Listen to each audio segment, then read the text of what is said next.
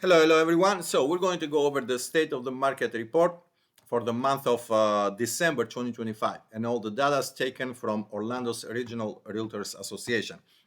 First thing that we want to see the inventory, right? To see like how much inventory we have on the market. So for the month of December, registered 11,839 active listings compared from the month of November, the 12,516. So we have a significant drop on inventory, which this might be good for sellers, not so for buyers, right? However, like this is normal to happen for the month of December because a lot of sellers do not prefer to go on the market during the holidays. They rather come on the market around like February, March, and so like spring and summer, right? So from now on, from this month, normally we should see this inventory increase. So basically, this dropped the inventory from a month of November at 6.8 months to the month of December for at 5.2 months. So literally in November we had like a fully buyer's market, and right now at 5 months of inventory it is more balanced market.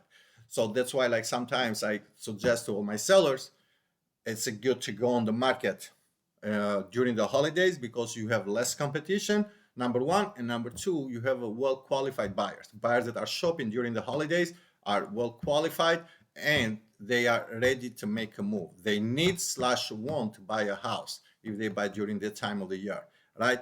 So, and plus again, you have less competition to it.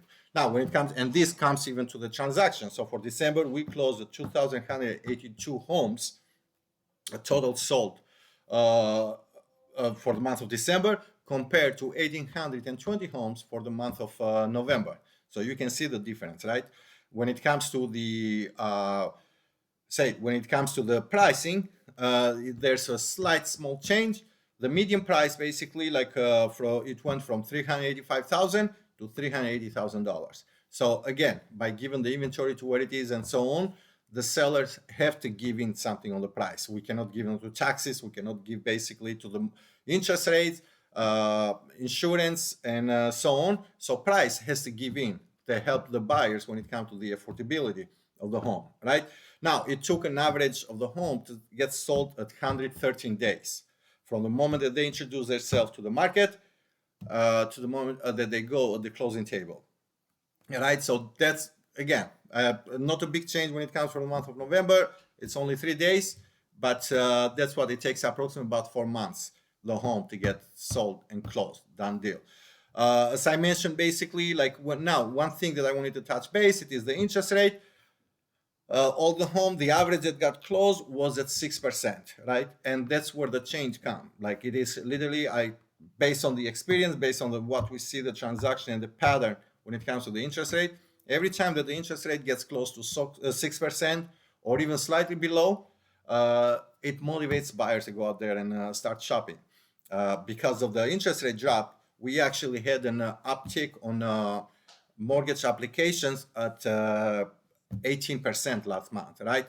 So as long as the mortgage interest rates stay to where they are, we basically will see this trend when it comes to having slightly more buyers on the market. And as a matter of fact, all the expectations are that for the 2026, we're expecting somewhere between 10 to 15% more buyers on the market.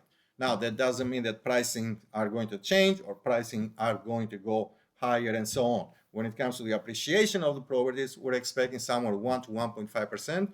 And that's the reason because there's a lot of inventory. The interest rate are still basically at 6. So this kind of again, the sellers have to help when it comes to the affordability. So they have to give in something when it comes on their selling price. So that's what we're looking so far, guys. I'll keep you updated when it comes the next month, when it comes to the state of the market report.